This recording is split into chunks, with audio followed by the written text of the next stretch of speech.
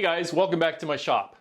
So for several days in a row now, I've been taking you on a tour of some of the various clamps that I use in my shop. Now, if you've been watching my YouTube videos for a while, you have never seen me use one of these. And the short answer is that I just think parallel clamps are better. So the story goes back about 25 years when I was just getting started in the hobby. I had started out with some really mediocre F-style clamps, and I thought I would upgrade by getting some nice pony pipe clamps. Now, for those who don't know, when it comes to pipe clamps, you just buy the ends. These are designed to fit over standard 3/4 inch or 1/2 inch black pipe. This pipe is available quite cheap in any big box store here in Canada or the US, and I guess it's primarily used for natural gas or water. And it comes threaded at the end, and your pipe clamps have a matching thread. So you take the head and you just screw it into place. Then you take the other end and you slip it over the pipe. And now you've got a clamp. And it is as long as your pipe is. So you can buy a shorter pipe, use the same ends. You can buy a longer pipe, use the same ends. Now you'll notice I have two different kinds of pipe clamps on these pipes. This orange kind, I think it's pony, I don't remember, it's been so long. They have these clutch plates or quick release plates that you pinch here so you can slide the end along the pipe, and then they are supposed to hold it in place. I bought these first. I was under the impression that these were the good ones, and I actually found that these plates would slip. Now, obviously that has to do with the pipe. Some people would buy galvanized pipe instead, and yeah, I guess my pipes are maybe a bit slick, but anyways, under tight clamping, I found that these would sometimes slip. And I had a friend at the time, and he said, oh, get these cheapy ones. So these actually cost less. They were no name. I don't remember if it was Canadian Tire or Busy Bee. The difference here is that this one, there's a spring in here, and this piece here has teeth that bite into the pipe to hold it, and it grips quite well.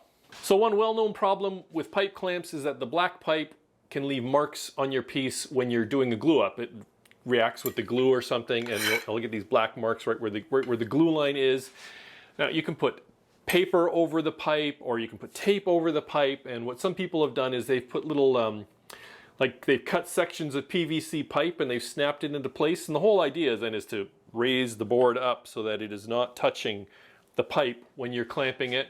So another problem is that these metal ends on the clamp, they'll mar your piece very easily when you're putting pressure on it, when you're clamping it.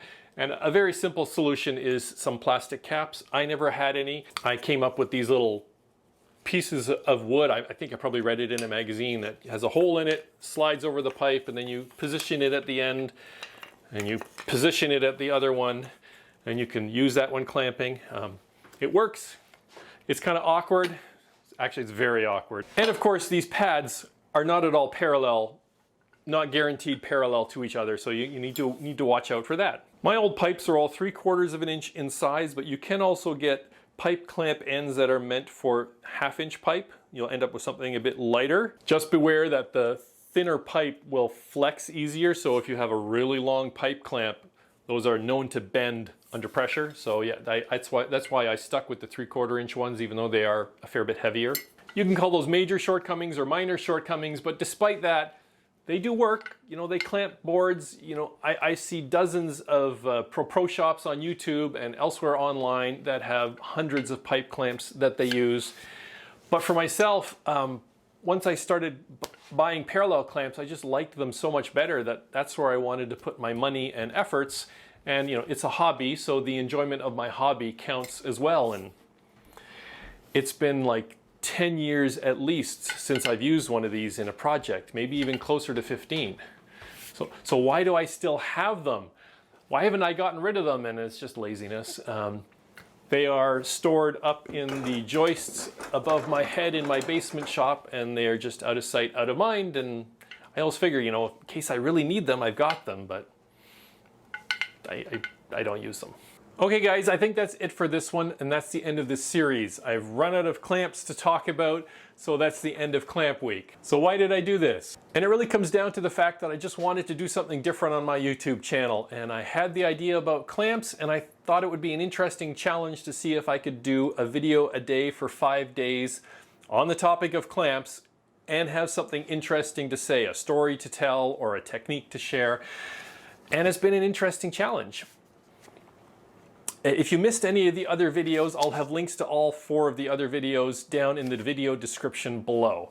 But I think that's it for this topic. If you have any questions about these type of clamps or other types of clamps, please put them down below. I try to get to as many questions as I can. If you feel I've earned it, please consider subscribing and hit that thumbs up button, and we'll see you on the next one.